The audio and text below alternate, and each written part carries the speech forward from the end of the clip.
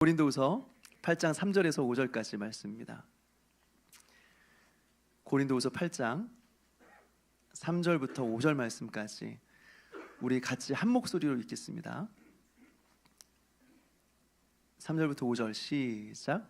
내가 증언하노니 그들이 힘대로 할 뿐 아니라 힘에 지나도록 자원하여 그 은혜와 성도 섬긴 일에 참여함에 대하여 우리에게 간절히 구하니 우리가 바라던 것뿐 아니라 그들이 먼저 자신을 주께 드리고 또 하나님의 뜻을 따라 우리에게 주었도다. 아멘. 제가 한번 기도하겠습니다. 하나님, 새해 첫 주일 예배로 우리가 모였습니다. 이 시간 우리에게 말씀하여 주시고 또 그 말씀 앞에서 우리가 입술로 또 삶으로 아멘으로 화답할 수 있도록 은혜 베풀어 주옵소서. 감사드리옵고 예수님의 이름으로 기도합니다. 아멘. 계속해서 예배라는 주제를 함께 살펴보고 있습니다. 그리고 오늘은 예배의 순서에 포함되는 헌금이라는 주제를 함께 살펴보려고 합니다. 사실 헌금이라는 주제는 설교하는 사람도 그렇고 듣는 사람도 그렇고 사실 참 부담스러운 주제입니다. 사실 헌금이라는 주제 자체가 우리의 그렇게 썩 유쾌한 주제는 아닙니다. 왜냐하면 대부분의 사람들에게는 이 헌금에 대한 안 좋은 기억, 안 좋은 추억이 있기 때문에 그렇습니다. 가장 대표적인 예가 중세시대 면죄부 판매죠. 이 면죄부 판매의 배경에는 성 베드로 대성당 재건축이 있습니다. 베드로 성당을 재건축해야 되는데 상상을 초월하는 막대한 비용이 드는 겁니다. 그래서 이 문제를 해결하기 위해서 어떻게 했느냐, 하나의 교리를 만들어냈습니다. 바로 연옥교리죠. 이게 뭐냐, 가톨릭에서 죄를 지으면 고해성사라는 것이 있습니다. 근데 고해성사를 통해서 죄 자체는 사해지지만 죄로 인한 형벌은 남아있다라고 본 거예요. 그럼 이 형벌을 어떻게 하느냐, 죽어서 연옥에 가서 나머지 형벌을 다 받음으로써 이 문제를 해결한다고 하는 겁니다. 그래야 그 다음 단계인 천국에 갈 수 있다라고 보는 거죠. 그러면 이미 연옥에 가 있는 사람들은 어떻게 되느냐, 그 대안이 바로 면죄부라는 겁니다. 돌아가신 부모님을 위해서 면죄부를 사고, 돌아가신 가족을 위해서 면죄부를 사고, 그 면죄부를 사면서 돈을 헌금통에 집어넣을 때 하늘에서 헌금통에서 그 떨어지는 동전 소리를 듣고 그 금액만큼 사랑하는 부모님, 사랑하는 가족의 형벌 기간을 줄여준다라고 하는 교리예요. 그런데 돈을 더 많이 내면 어떻게 될까요? 연옥에서 고생하지 않고 곧바로 천국에 갈 수 있게 해준다라고 하는 겁니다. 이것이 바로 연옥교리예요. 이것 때문에 당시의 교회가 엄청나게 막대한 돈을 거둬들였습니다. 오늘날 이 비슷한 것이 건축 헌금이죠. 왜 이렇게 우리나라는 이렇게 땅에 대해서, 건물에 대해서 집착하는지 저는 잘 모르겠습니다. 복음서에 보게 되면 예수님과 제자들이 함께 성전을 지나가는데 한 제자가 말합니다.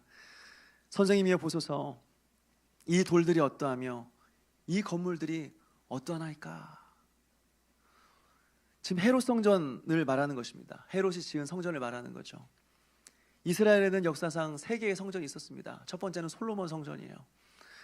솔로몬 성전이 이제 바벨론에 의해서 이제 멸망하면서 무너지자 그 다음 포로 귀환 때 다시 지은 것이 스룹바벨 성전입니다. 스룹바벨에 의해서 지은 성전이죠. 그리고 그 또한 무너지면서 다시 헤롯에 의해서 지어진 성전이 바로 헤롯 성전, 제3성전이라고 합니다. 헤롯이라는 사람은 건축에 엄청난 조예가 있었던 사람이었습니다. 그런데 이 사람이 유대인들의 환심을 사기 위해서 이들을 위해서 성전을 건축해 주죠. 몇 년 동안 건축했느냐? 46년 동안 지었습니다. 46년 동안. 그래서 엄청나게 크고 웅장한 성전을 지어준 겁니다. 제자는 지금 그 성전을 가리켜서 말하는 겁니다. 예수님, 이 성전 보세요. 정말 크죠? 정말 멋지죠? 정말 대단하지 않습니까? 라고 흥분하면서 말하고 있는 겁니다. 근데 예수님 뭐라고 말씀하셨습니까? 내가 이 큰 건물들을 보느냐? 돌 하나도 돌 위에 남지 않고 다 무너뜨려지리라. 돌 위에 돌 하나도 남지 않고 다 무너질 거야 라고 말하고 있습니다. 무슨 말이에요? 이것은 예루살렘이 곧 멸망할 것이다 라는 것을 예고하고 있는 것이죠. 그리고 또 이 의미는 무엇이냐? 이제 건물로서의 성전의 기능은 끝났다. 건물로서의 성전은 이제 없다라는 것을 말씀하는 겁니다. 그렇다면 이제 참된 의미의 성전은 무엇이냐? 이제 참된 의미의 성전은 예수님의 몸이라는 겁니다. 그리고 성령이 내주하시는 우리가 곧 성전이다.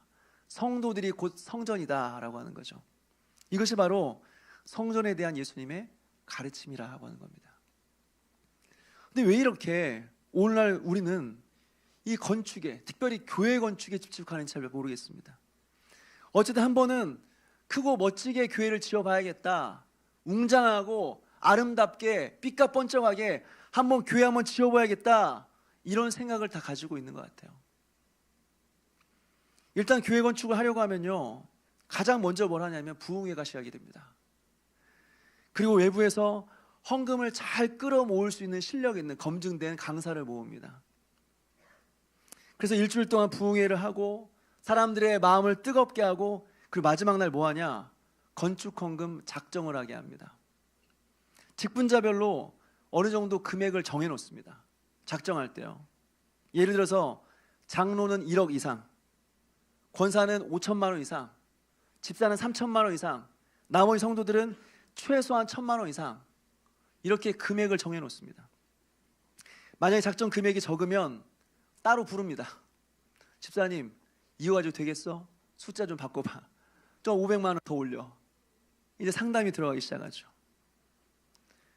우리 교회는 이런 걸 한 번도 해본 적이 없어서 이게 무슨 의미인지 잘 모르는 분들도 있을 수 있을 것 같아요. 근데 대부분의 교회 건축에 이게 현실입니다. 물론 모든 교회는 아니에요. 건강한 교회들도 굉장히 많습니다.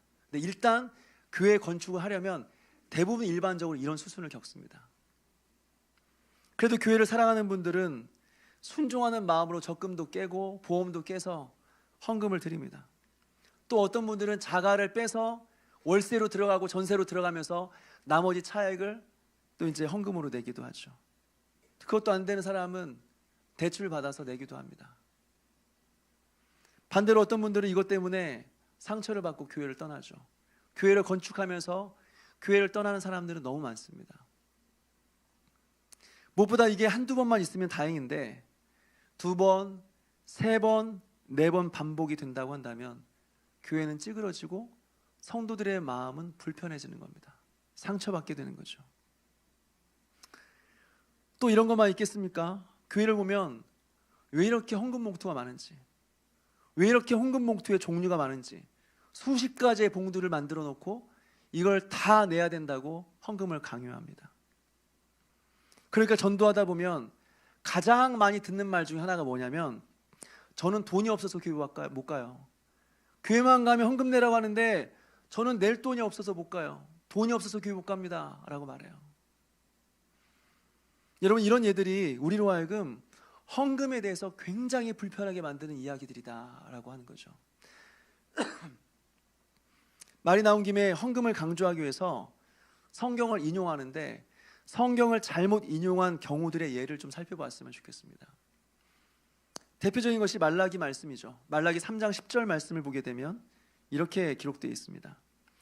만군의 여호와가 이르노라, 너의 온전한 11조를 창고에 들여 나의 집에 양식이 있게 하고 그것으로 나를 시험 삼아 내가 하늘문을 열고 너에게 복을 쌓을 곳이 없도록 붙지 아니하나 보라 라고 하는 것입니다.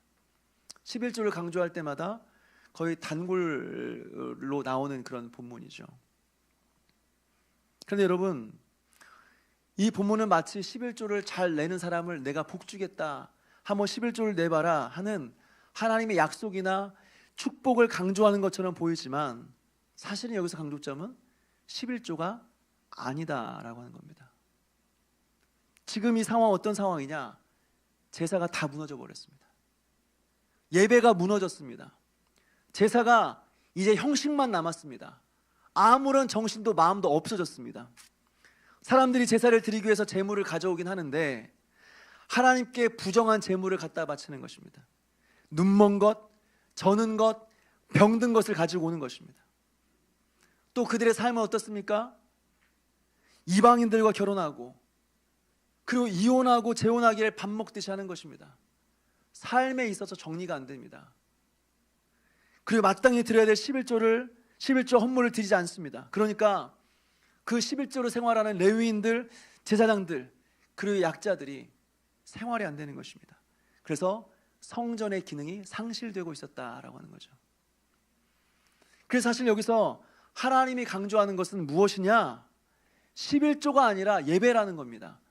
예배가 회복되어야 된다는 것입니다. 이걸 이야기하고 있는 것이지 11조로 나를 시험해봐라, 11조를 많이 내면 내가 복을 주겠다, 지금 이거 하고 싶은 이 말씀을 하고 싶은 것이 아니다라고 하는 거죠. 또 신약의 대표적인 것이 무엇이냐면 과부의 두 렙돈입니다. 과부의 두 렙돈이요. 예수님 한 과부가 두 렙돈을 내는 것을 보고 말씀하시죠. 마가복음 12장 43절과 44절 말씀입니다. 제가 읽겠습니다. 예수께서 제자들을 불러다가 이르시되 내가 진실로 너희에게 이르노니 이 가난한 과부는 헌금함에 넣는 모든 사람보다 많이 넣었도다. 그들은 다 그 풍족한 중에서 넣었거니와 이 과부는 그 가난한 중에서 자기의 모든 소유 곧 생활비 전부를 넣었느니라 하시니라. 여러분, 보통 이 본문을 가지고 어떻게 설교하죠? 봐라, 과부는 적은 돈을 헌금했지만 생활비 전부를 드리지 않았느냐. 그런데 예수님은 그것을 그렇게 기뻐하고 인정해 주지 않았느냐. 하나님께 헌금 드리는 거 아까워하지 말고 다 드려라. 하나님 채우신다. 다 드리면 하나님께서 기뻐하신다. 남김없이 드려라 라고 하는 거죠. 근데 여러분, 과연 맞습니까? 정말 이 본문이 이것을 말하고 있다고 생각하십니까? 이 말씀 바로 앞에 무슨 내용이 있냐면 38절부터 40절까지 말씀을 제가 읽겠습니다. 예수께서 가르치실 때 이르시되 긴 옷을 입고 다니는 것과 시장에서 문안받는 것과 회당의 높은 자리와 잔치의 윗자리를 원하는 서기관들을 삼가라. 그들은 과부의 가산을 삼키며 외식으로 길게 기도하는 자니 그 받는 판결이 더욱 중하리라 하시니라. 앞서 내용을 보게 되면 예수님은 지금 서기관들을 비판하고 있습니다. 서기관들에 대해 책망하고 있는 겁니다. 그러면서 하는 말이 무엇이냐? 그들은 과부의 가산을 삼키며 라고 했습니다. 과부의 가산을 삼키며. 무슨 말입니까? 그들은 가난한 사람들에게 많은 의무를 부과해서 과부의 두 렙돈, 그러니까 하루 일당의 64분의 1입니다. 하루 일당의 64분의 1이 과부의 두 렙돈입니다. 두 렙돈. 오늘날 기준으로 하면 한 1,500원입니다. 하루 1,500원이 이 과부의 생활비 전부였습니다. 그런데 이것을 헌금이라는 명목으로 의무를 부과해서 바치게 함으로써 그녀의 가산을 탕진하게 만들었다. 생활비를 하나도 남김없게 만들어버렸다. 그리고 서기관들은 그것으로 자기들의 배를 배불리고 있다라고 하는 말이에요. 예수님이 이것을 지금 통렬하게 비판하고 있는 것입니다. 그런데 이것을 가지고, 이 본문을 가지고 생활비 전부를 드리는 것이 헌금의 원리다라고 말한다면 이것은 굉장히 큰 오해라고 하는 것이죠. 저는 오늘 여러분들과 함께 진짜 성경이 말하고 있는, 정말 성경이 말하고 있는 헌금의 중요한 원리들을 여러분들과 좀 나누고자 합니다. 좀 길어질 수 있겠지만 집중해서 함께 나눴으면 좋겠습니다. 첫째로, 헌금을 드리는 우리의 마음가짐입니다. 성경은 헌금을 드리는 우리의 마음가짐이 어때야 되는지를 가르쳐주고 있습니다. 오늘 우리가 읽은 고린도후서 본문을 보게 되면요, 그 배경을 보게 되면 예루살렘 교회가 경제적으로 굉장히 어려워졌습니다. 그 뭐냐면 그 당시에 로마 전역에 큰 기근이 발생했는데 이것 때문에 특별히 예루살렘에 있는 교회가 경제적으로 심각한 어려움을 겪게 되었다고 하는 거죠. 이때 바울은 이방 교회들에게 이 소식을 알리고 헌금을 모으기 시작했습니다. 그런데 고린도 교회는 헌금을 안 내는 거예요. 다른 교회는 다 냈는데 이 고린도 교회는 헌금을 안 내는 거예요. 고린도 교회가 가난해서 그런가? 아닙니다. 이 고린도 지역은 항구 도시였습니다. 그 당시에 항구 도시라는 의미는 어떤 의미가 있냐면 무역이 활발하게 진행되는 곳이다라는 의미가 있는 거죠. 무역이 활발하게 진행된다고 하는 것은 그새 돈이 많이 모인다라는 의미가 있어요. 그러니까 이 도시는 굉장히 돈이 많은 부유한 도시였다고 하는 거죠. 도시만 그랬겠습니까? 거기에 사는 사람들이 모인 것이 교회니까 고린도 교회 또한 굉장히 부유한 교회였다고 하는 거죠. 무엇보다 그 교회는 신앙이 없는 교회가 아니었습니다. 그 교회는 어떤 교회입니까? 성경에서 은사에 대해서 가장 많이 나오는 성경이 고린도전서입니다. 여기서 방언, 예언, 통변, 수많은 은사들이 이 교회에서 다 나옵니다. 그러니까 고린도 교회는 수많은 은사와 영적인 체험을 가지고 있는 교회였다.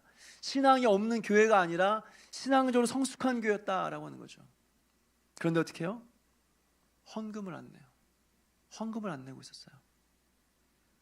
그래서 바울은 한 교회의 본보기를 이야기하는데 이것이 바로 우리가 읽은 고린도후서 8장 말씀입니다. 바울은 마게도냐 교회를 예로 들죠. 이 교회는 어떻습니까? 고린도의 교회에 비해서 늦게 세워진 교회입니다. 그리고 많은 환란이 있었다고 했습니다. 그리고 고린도 교회와는 비교할 수 없는 가난함 속에 있었습니다. 그런데 어떻게 해요? 예루살렘 교회를 위하여 헌금을 넘치도록 했다. 과하게 했다. 지나치도록 했다라고 하는 거죠. 어떻게 이게 가능했을까요? 고린도서 8장 2절은 말합니다. 환란의 많은 시련 가운데서 그들의 넘치는 기쁨과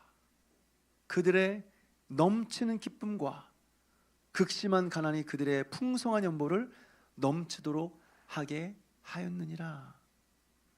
여기서 우리가 주목해 볼 것은 넘치는 기쁨입니다. 넘치는 기쁨이 있었다는 것입니다. 여기서 우리는 무엇을 깨닫습니까? 헌금이라고 하는 것은 경제적인 문제가 아니라는 것입니다. 돈이 많은 사람이 헌금을 많이 내는 것은 아니다고 하는 것이죠. 마음에 기쁨이 있는 것입니다. 헌금은 우리 지갑의 형편의 문제가 아니라 마음의 문제다. 마음의 문제다라고 하는 것이죠. 그러면서 바울은 3절에서 5절까지 말씀을 통해서 우리의 헌금에 세 가지 원리가 있다는 사실을 가르쳐 줍니다. 첫 번째는 힘에 지나도록입니다. 헌금의 첫 번째 원리는 힘에 지나도록. 우리 3절 말씀 같이 한번 읽어보겠습니다. 시작. 내가 증언하노니 그들이 힘들어할 뿐 아니라 힘에 지나도록 자원하여. 목사님 두 분이 대화합니다. 한 목사님 말했습니다. 우리 교회 어떤 장로님은 주일 헌금을 3,000원 밖에 안 해. 어떻게 장로가 돼서 어떻게 3,000원 밖에 안 할 수 있어? 그러니까 다른 목사님, 옆에 듣고 있던 목사님 정색하면서 말하죠. 당신 지금 무슨 소리 하는 거야? 금액이 뭐가 중요해? 마음이 중요하지. 하나님께 돈 보시고 헌금 받으셔? 마음이 중요한 거지. 주일에 헌금 3,000원을 냈다고 어떻게 비판해? 당신 사꾼이야? 라고 말하는 겁니다. 그러니까 이 말했던 목사님이 다시 하는 말이 뭐냐면, 아니 장로님은 서울에 빌딩이 세 채가 있는데 한 달에 월세만 억 단위로 받는 분인데 어떻게 주일에 3,000원 헌금할 수 있어? 여러분, 헌금을 무리해서 내라는 말이 아닙니다. 헌금을 무리해서 내느라 생활이 지금 안 된다고 한다면요, 헌금 줄이셔야 됩니다. 헌금 때문에 부부싸움 할 정도면 헌금에 대해서 다시 한번 생각해 봐야 됩니다. 빚내서 헌금한다? 과연 그런 것을 하나님께 기뻐하실까? 심각하게 고민해 보셔야 됩니다. 다만 우리가 생각해야 될 것은 이것입니다. 하나님께 드린 데 있어서 우리의 헌금이 너무나 부담 없이 드리는 헌금이 되어서는 안 된다라고 하는 것이죠. 물질이 있는 곳에 너의 마음이 있느니라 라고 했습니다. 물질이 가는 곳에 마음이 있다는 것입니다. 너무 부담 없이 아이들에게 푼돈 주듯이 그렇게 드리는 헌금이라고 한다면 어떻게 그것이 하나님께 드릴 수 있는 헌금이 될 수 있겠느냐라고 하는 거죠. 그러니까 첫 번째 원리는 힘에 지나도록입니다. 힘에 지나도록. 두 번째 헌금의 원리는 자원함으로입니다. 자원함입니다. 우리 4절 말씀을 같이 한번 읽겠습니다. 4절 시작. 이 은혜와 성도 섬기는 일에 참여함에 대하여 우리에게 간절히 구하니. 여러분, 마게도냐 교회는 어땠을까요? 이 본문을 보게 되면 바울이 헌금을 모을 때 교회마다 얼마씩 할당해서 회비 받듯이 그렇게 받은 것은 아닌 것 같습니다. 여기 보면 마게도냐 교회가 헌금에 참여할 수 있도록 구했다고 했습니다. 우리 헌금에 참여하게 해주세요라고 간절히 구했다는 것입니다. 사실 마게도냐 교회 형편을 보게 되면 헌금에서 빠져도 되는 그런 교회였던 것 같습니다. 그래서 처음부터 명단에 들어가 있지 않았던 교회 같습니다. 그런데 어떻게 하고 있어요? 이 은혜와 성도 섬긴 일에 참여함에 대하여 우리에게 간절히 구하니 우리 헌금 좀 하게 해주세요, 우리 좀 참여하게 해주세요 라고 간청하고 있다고 하는 것입니다. 여기서 우리는 무엇을 깨닫습니까? 헌금은 강요로 되는 것이 아니라는 것입니다. 헌금은 강요해서는 안 된다고 하는 거죠. 그리고 반대로 헌금은 누군가의 강요에 의해서 드려져서는 안 된다고 하는 것입니다. 우리의 섬김이 자발적이어야 되듯이 헌금 또한 우리의 자발적인 마음으로 드려져야 된다라고 하는 것입니다. 오늘날 교회의 문제점은 너무 물질에 헌신이 없다는 것입니다. 물질에 대해서 헌신하지 않는다는 것이죠. 반대로 너무 잘못된 방식으로 헌금을 끌어모은다는 것입니다. 잘못된 방식으로 헌금을 강요하고 끌어모은다고 하는 것이죠. 여러분, 헌금은 자원함으로 드리는 것입니다. 자발적인 마음으로 드리는 것이 헌금이다라고 하는 거예요. 여러분 한번 생각해 보십시오. 여러분, 하나님이 거지입니까? 하나님 거지예요? 우리가 들은 헌금으로 하루하루 연명하시는 분이십니까? 우리가 헌금 안 드리면 생활을 못 하시는 분이십니까? 아니에요. 온 세상이 다 하나님 것입니다. 모든 피조물이 다 하나님의 소유입니다. 그런데 도대체 우리가 가진 무엇이 하나님께서 필요하시겠어요? 필요 없어요. 다만 우리가 자원하는 마음으로 드리는 그 마음을 하나님께서는 받으시기 원하신다라고 하는 거죠. 이런 면에서 헌금의 세 번째 원리가 무엇이냐? 자신을 먼저 드리는 것이다. 자신을 먼저 드리는 것이다. 우리 5절 말씀 같이 읽겠습니다. 시작. 우리가 바랐던 것뿐 아니라 그들이 먼저 자신을 주께 드리고 또 하나님의 뜻을 따라 우리에게 주었도다. 아멘. 여러분, 하나님께서 우리의 헌금을 받으실 때 우리의 드린 돈을 받으시는 것이 아니라 우리 자신을 받으신다고 하는 겁니다. 하나님 우리의 돈을 기뻐하시는 것이 아니라 이 돈을 위해서 하나님 앞에서 흘린 땀, 눈물, 고민들을 받으신다고 하는 거죠. 그러니 우리가 드린 헌금은 단순히 지폐가 아닌 것입니다. 동전이 아닌 것입니다. 우리가 드린 헌금은 우리의 인생이고 우리의 전부라고 하는 거죠.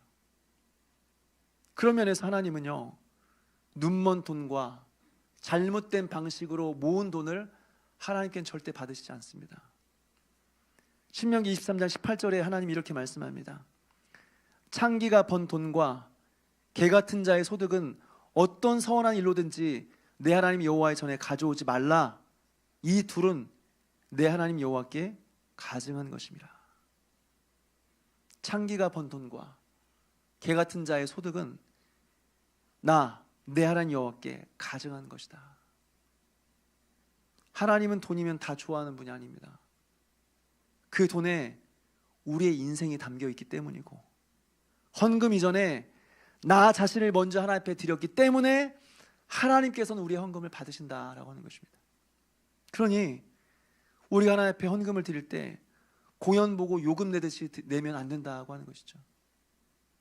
주여 나를 받아 주옵소서. 하나님, 나의 삶을 드립니다. 나의 삶을 깨뜨려 드립니다. 지금껏 나를 살게 하시고 인도해 주셔서 감사합니다. 마땅히 하나님께서 받으셔야 될 것을 받으시옵소서. 이것이 바로 헌금이라는 것입니다. 나 자신을 먼저 드리는 것이 헌금이다 라고 하는 것이죠. 이런 면에서 볼 때 저는 예배 시간에 헌금 바구니 돌리는 것에 대해서 나쁘다 생각하지 않습니다. 어떤 사람들은 헌금 바구니 돌릴 때마다 무슨 이렇게 교회가 이렇게 세속적이야 라고 하면서 불쾌하는 사람이 있다고 생각됩니다. 그렇지만 헌금 바구니 돌릴 때마다, 그리고 거기에 한 사람 한 사람이 헌금을 넣을 때마다 한 사람 한 사람의 마음에 고백이 있는 거죠. 하나님, 나의 삶을 드립니다. 그럼 옆 사람이 하나님, 나의 인생을 드립니다. 그럼 옆 사람이 하나님, 나의 일주일의 삶을 드립니다. 나의 눈물을 드립니다. 그러면서 예배가 그냥 구경하는 시간이 아니라, 공연 보다 앉아있는 시간이 아니라 한 사람 한 사람이 예배에 참여하는 것입니다. 가만히 앉아있는 거 아니라 모든 성도들이 함께 하나님의 은혜에 화답하면서 하나님 앞에 자신의 삶을 드리는 것이라는 겁니다. 얼마나 은혜롭겠어요. 얼마나 은혜롭겠어요. 그렇지만 당장은 바꾸지 않겠습니다, 여러분. 형식에 대한 부분이기 때문에 많이 숙고하고 고민해 보겠습니다. 그렇지만 중요한 것은 이 정신을 기억하라고 하는 것입니다. 헌금 낼 때 그냥 내자, 이게 아니라 하나님, 나를 드립니다. 나의 삶을 드립니다.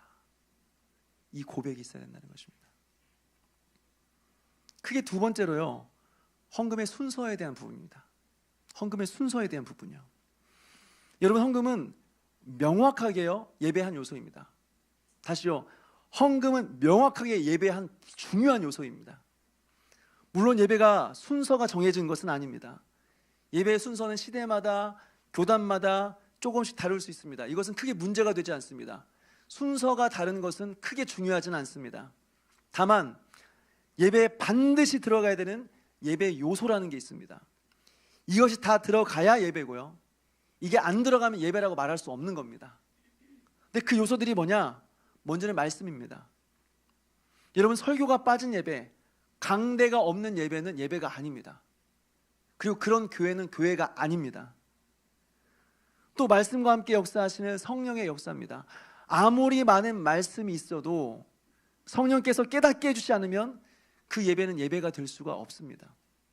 그러니까 말씀과 함께 하시는 성령의 역사가 예배의 중요한 요소라고 하는 거죠. 그 다음에 중요한 요소가 무엇이냐? 그 다음이 헌금과 기도와 찬양이라는 것입니다. 이 다섯 가지는 매우 중요한 예배의 요소고, 이 중에 하나라도 빠지면 그것은 예배가 될 수가 없다고 하는 겁니다. 근데 여러분, 여기서 순서가 너무 중요합니다. 다시요, 순서가 중요합니다. 가장 먼저는 하나님 말씀입니다. 성령께서 깨닫게 해주시는 하나님의 말씀의 선포가 먼저라는 것입니다. 그리고 그 다음에 헌금과 기도와 찬양이 따라오게 된다라고 하는 거죠. 이 순서가 중요하다는 것입니다. 이것이 어떤 의미인지 아십니까? 헌금과 기도와 찬양은 하나님 말씀을 통해서 우리에게 배설해 주시고 베풀어 주신 은혜에 대한 반응이어야 된다는 거죠. 다시요, 헌금과 기도와 찬양은 하나님께 받은 은혜에 대한 반응이어야 된다고 하는 것입니다. 이 말이 무슨 말이냐면, 헌금은 절대로 뇌물이 될 수 없다는 것입니다. 헌금은 절대로 뇌물이 아닙니다. 하나님, 나 헌금 많이 낼 테니까 오늘 나에게 은혜 많이 주세요. 하나님, 평소보다 오늘 좀 더 신경 써서 넣어드렸습니다. 잘 부탁드립니다. 이런 게 아니라는 겁니다. 평소에는 헌금을, 평소에도 그래도 여러분 정성껏 하시겠지만 꼭 무슨 일이 있을 때마다 헌금을 많이 내시는 분들이 있어요. 뭔가 시험을 앞두고 있거나 남편 승진 앞두고 있고 그럴 때 헌금을 좀 더 이렇게 많이 넣어주시는 분이, 여러분, 뇌물이 아닙니다. 어떤 사람들이 이 헌금을요, 구약의 제사에서 제물과 동급으로 생각하는 분이 있습니다. 제물을 드린다 생각하시는 분들이 있습니다. 구약에서는 제사는 어떻습니까? 제사가 성립되기 위해서는 반드시 제물이 필요했습니다. 제물이 없는 제사는 있을 수 없습니다. 제물이 있어야 됩니다. 그 하나님께서 그 제물을 받으셨을 때 일시적인 죄사함과 하나님과의 잠깐의 화평을 허락하셨다라고 하는 거죠. 제물이 반드시 있어야 됩니다. 그 하나님께서는 그 제물을 보시고 받으시고 우리 가운데 은혜를 베풀어 주셨습니다. 근데 여러분, 오늘날에도 제물이 필요할까요? 신약 시대에도 제물이 필요합니까? 필요가 없습니다. 왜요? 예수님께서 제물이 되셔서 영단번의 제사를 끝내버렸기 때문에 그렇습니다. 십자가 위에서 구약에 반복되었던 그 불완전한 제사를 단 한 번의 제사로 끝내버린 것입니다. 예수님 스스로가 대제사장이 되셔서 자신을 제물 삼아서 하나님 앞에 드린 사건이 바로 십자가입니다. 그러니 더 이상 하나님 앞에 드려야 될 제물은 없다, 더 이상 하나님 앞에 제사 드려야 할 것은 없다라고 하는 거예요. 그런데 나의 죄를 씻기 위해서, 나의 문제를 해결하기 위해서 하나님 앞에 제물을 드리듯이 헌금을 드린다라고 한다면 예수님 십자가에 다시 못 박는 겁니다. 예수님의 십자가에 다시 못 박는 겁니다. 재물 필요 없습니다. 이제 우리의 헌금은 조건을 가지고 드리는 것이 아닙니다. 우리의 헌금은 재물도 아니고 뇌물도 아닙니다. 우리의 헌금은 이미 주신 하나님의 은혜에 대한 감사인 겁니다. 다시 말해서 하나님의 은혜에 대한 반응으로서 하나님 앞에 드려지는 것이 헌금이다라고 하는 것입니다. 은혜에 대한 반응이에요. 그러니까 순서는 말씀 다음에 오는 것이 맞습니다. 세 번째요, 11조에 대한 부분입니다. 여러분, 성경에 헌금에 대해서 언급하는 것 중에 가장 대표적인 것은 11조입니다. 저는 어렸을 때부터 헌금 훈련을 철저히 받았습니다. 물론 고정적인 그 용돈이 없었을 때도 많이 있었지만 어쨌든 돈이 생기면 무조건 11조를 떼야 된다고 저는 교육을 받았고 11조를 드렸습니다. 그래서 11조를 내는 것이 그렇게 어렵지 않습니다, 저에게는. 근데 제가 군대를 가게 되었습니다. 제가 군대를 장교로 갔다고 말씀을 드렸어요.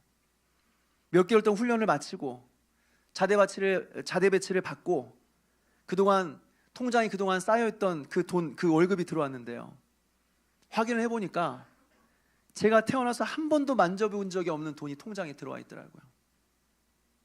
그래서 거기서 11조를 떼야 되는데 순간 마음에 갈등이 생기더라고요. 예전에는 3만 원 용돈 받으면 그냥 3천 원 내면 되고 2만 원 용돈 받으면 2천 원 내는 게 문제가 안 됐습니다. 어려운 일이 아니었어요. 근데 11조로 많은 돈을 떼야 되니까 손이 안 가요. 손이, 헌금을 내야 되는데 손이 안 가요. 그리고 생각이 드는 거예요. 이 돈이면 이것을 가지고 이것도 사고 저것도 하고 맛있는 것도 사 먹고 친구도 만나고 할 텐데, 이거 가지고 한 달은 내가 이렇게 생활할 수 있을 텐데 이게 한순간에 날아간다고 생각하니까 손이 안 가요. 여러분, 그래서 어떻게 했는 줄 아십니까? 한 달 동안 주머니에 넣고 있었어요. 헌금을 못 내고 11조를 못 내고 한 달 동안 가지고 있었어요. 그러다가 마음이 너무 괴로워서 결국엔 11조를 내버렸습니다. 기쁜 마음은 아니었고 마음의 죄책감이 너무 가득해서 그냥 내버렸어요. 근데 여러분, 11조를 왜 내는 것일까요? 구약을 보게 되면 세 가지 목적이 있다고 했습니다. 첫째는 레위인들의 생활비였습니다. 하나님께서는 이스라엘 백성들에게 가나안 땅을 주시고 땅을 지파별로 분배를 하죠. 그런데 레위인들에게는 살 집은 주셨는데 먹고 살 땅을 안 주셨습니다. 왜? 제사로 하나님을 섬겨야 되니까, 이 일에 온 마음과 그리고 뜻을 다해야 되니까, 여기에 대해서 집중해야 되니까 먹고 살 땅을 안 주신 거예요. 그럼 뭐 먹고 살아요? 그게 나머지 11개의 지파에 10분의 1씩, 소득의 10분의 1씩을 거두어서 레위인에게 준 겁니다. 이게 11조입니다. 두 번째, 가난한 자들을 위해서 11조를 거뒀습니다.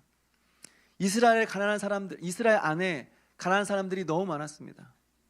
특별히 나그네, 과부, 고아들, 이런 사람들은 누군가 돕지 않으면 살 수 없는 사람, 생존 자체가 불가능한 사람들이었습니다. 그래서 이들의 생계를 위해서, 다시 말해서 이들을 구제하기 위해서 11조를 냈다고 하는 거죠. 다시 말해 11조가 뭐냐? 11조의 목적은 소득의 균형입니다. 소득의 재분배가 11조다라고 하는 거죠. 마지막으로 11조는 성전 유지보수에 사용되었습니다. 성전을 유지하고 보수하는 데 있어서 많은 사람들의 물질적인 헌신이 필요했습니다. 뿐만 아니라 성전 안에서 제사와 예배가 계속되기 위해서는 어떻게 됐을까요? 계속되는 많은 번제물, 많은 곡식들, 포도주와 기름과 향 등이 계속해서 공급되어야 됐습니다. 그러니까 이것을 위해서 11조가 필요했다라고 하는 거죠. 그러나 여러분, 이 11조에 더 근본적인 목적이 있습니다. 우리가 11조를 내야 되는 더 중요한 이유가 있다고 하는 거죠. 그것은 바로 11조가 우리의 신앙 고백이라는 겁니다. 우리의 신앙의 고백이라는 거죠. 우리가 11조를 하나님께 드릴 때마다 여기에 우리의 어떤 고백이 담겨 있어야 될까요? 하나님, 모든 것이 하나님의 것입니다.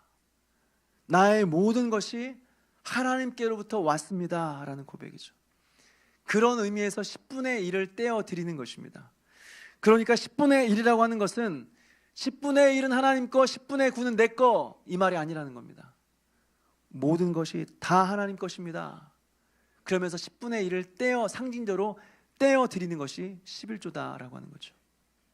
또 한 가지, 여기에 우리의 어떤 신앙 고백이 담겨 있는가? 하나님, 나는 이 땅의 자원으로 살지 않습니다.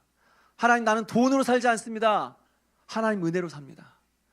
나는 돈으로 사는 사람이 아니라 하나님의 은혜로 사는 사람입니다 라는 신앙 고백이 여기에 담겨 있다고 하는 것입니다. 그러니까 여러분, 이 11조는 단순히 돈이 아니라는 거예요. 우리의 고백이에요. 우리의 신앙 고백이에요. 그래서 오랜 교회 전통 속에서 누가 믿음 있는 사람이냐? 우리는 알 수 없지만 그래도 나타나는 표징이 무엇이냐? 이 사람이 믿음이 있다는 것을 우리가 어떻게 알 수 있느냐? 세 가지로 보았습니다. 첫 번째, 주일 성수. 두 번째, 11조. 세 번째, 교회 봉사로 봤습니다. 두 번째가 11조입니다. 11조를 내지 않는 사람은 믿음이 없다고 보았습니다. 왜요? 이것이 바로 우리의 신앙의 고백이기 때문에 그렇습니다. 여러분, 11조에 대해서 이야기하면요, 많은 질문을 해요. 목사님, 11조 낼 때 사업 매출 전체 11조를 내야 됩니까? 내가 가져오는 돈의 11조를 내야 됩니까? 목사님, 11조를 계산할 때 세 전으로 계산해야 됩니까? 세 후로 계산해야 됩니까? 남편이 신앙이 없는데 11조를 내야 됩니까? 말아야 됩니까? 여러분, 한 가지만 말씀드립니다. 여러분의 믿음대로 하십시오. 여러분들의 믿음대로 하십시오. 교회에서 아무도 확인하지 않습니다. 여러분들이 세 전으로 냈는지 세 후로 냈는지, 여러분들이 어떤 11조인지 아무도 확인하지 않습니다. 관심도 없습니다. 중요한 것은 무엇이냐? 핵심은 11조가 우리의 신앙의 고백이라는 것입니다. 남편이 믿음이 없다면 부부싸움하면서까지 남편의 소득의 11조를 가져올 필요는 없습니다. 다만 본인의 11조에, 본인의 생활비의 11조를 낼 수 있죠. 본인의 생활비의 11조를 낼 수 있죠. 소득이 없다면. 중요한 것은 우리의 고백이라는 것입니다. 11조를 낼 때마다 하나님, 모든 것이 하나님의 것입니다. 모든 것이 하나님께로부터 왔습니다. 하나님, 내가 돈으로 사는 것이 아니라 나는 은혜로 삽니다 라는 것이 11조라는 것입니다. 그래서 11조는 신앙 고백이다 라고 하는 거죠. 마지막 한 가지만 더 말씀드립니다. 여러분, 주정헌금이 있습니다. 성경인 주정헌금에 대한 이야기가 나오지를 않습니다.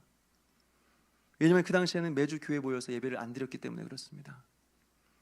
그러나 헌금이 예배 요소라는 점에 생각해 볼 때, 예배의 중요한 요소라는 점에 생각해 볼 때, 매주 예배를 드릴 때마다 주정헌금을 드리는 것은 성경적이다라고 봅니다. 주정헌금에 대해서 한 가지만 말씀을 드리면, 준비된 예배를 드려야 하듯이 요즘에 잘 준비를 안 하시는 것 같아요.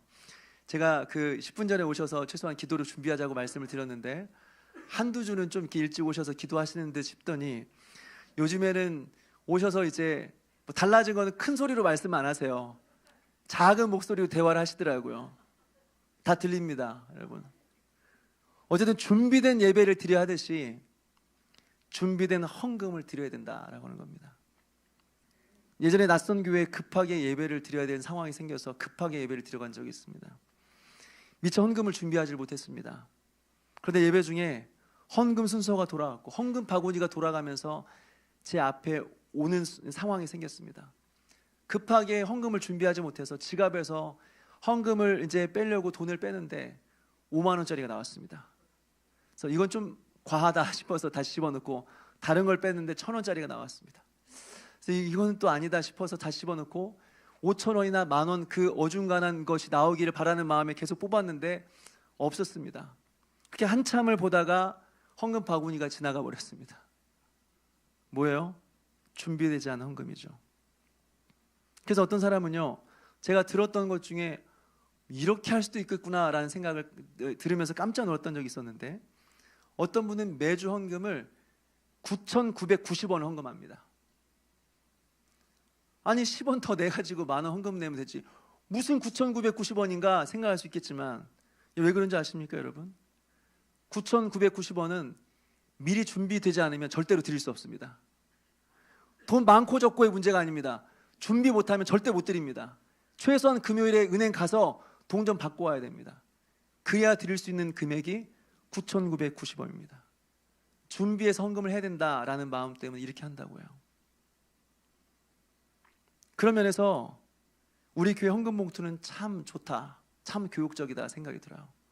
헌금 봉투를 보게 되면 이름을 적고 그 밑에 정해진 금액을 쓰게 되어 있습니다. 그럼 어떻게 해요? 헌금을 낼 때마다 고민할 필요가 없는 거예요. 오늘 얼마 내지? 나 지갑에 5만 원밖에 없는데 어떡하지? 고민할 필요 없어요. 여러분들이 정해놓은 금액을 따라서 준비해 온 만큼 헌금을 집어넣고 준비된 마음을 하나님 앞에 드리면 되는 것입니다. 여러분 올 한 해도 시작하면서 여러분의 헌금 봉투를 준비하셔야 될 겁니다.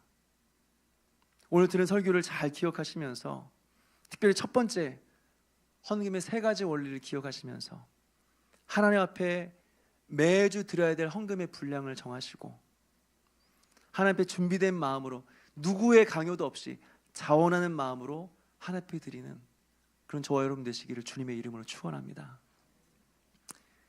마지막으로 이 헌금이 하나님께 올려드리는 것이다 하고 하는 것입니다. 하나님께 올려드리는 것이 헌금이다. 헌금을 내고 나서 우리가 하는 실수 중에 뭐가 있냐면, 굉장히 큰 오해가 뭐냐면 저거 내 돈이다, 헌금을 냈는데 저거 내 돈이다 라는 생각. 그래서 교회가 헌금을 가지고 운영할 때 무슨 생각이 드냐면, 아니 내 돈 가지고 저렇게 돈을 저렇게 사용해? 내 돈 가지고 재정을 저렇게 함부로 사용해? 지금껏 내가 헌금을 이 교회에 낸 게 얼만데, 내가 이 교회에 헌금한 게 얼만데 나한테 이것밖에 못 해줘? 내 대접을 이것밖에 안 해줘? 라는 생각들. 여러분 교회에 투자하셨습니까? 교회가 자산운용사입니까? 아니 여러분들이 일산한 한산한교회라고 하는 회사의 사장님들이십니까? 우리가 헌금을 했다고 하는 것은요, 하나님께 올려드렸다는 것입니다. 내게 아니라 이제 하나님 것이 되었다는 것입니다. 그리고 그 헌금은 하늘의 곡식 창고에 쌓아두었다는 것입니다. 그리고 교회는 하늘의 곡식 창고에서 받아서 필요한 곳에 흘려보내는 것이라고 하는 거죠. 이것이 헌금의 원리요 정신이다라고 하는 것입니다. 사랑하는 여러분, 오늘 이 헌금의 원리를 잘 기억하시고 돈이 아니라 우리 자신을 먼저 드리고, 억지로가 아니라 감사함과 자원하는 마음으로 드리고, 인색함이 아니라 힘에 지나도록 주님께 드리고, 그래서 이 헌금이 우리의 삶이 되고 우리의 신앙의 고백이 되는 그런 은혜가 저와 여러분에 있게 되기를 주님의 이름으로 축원합니다.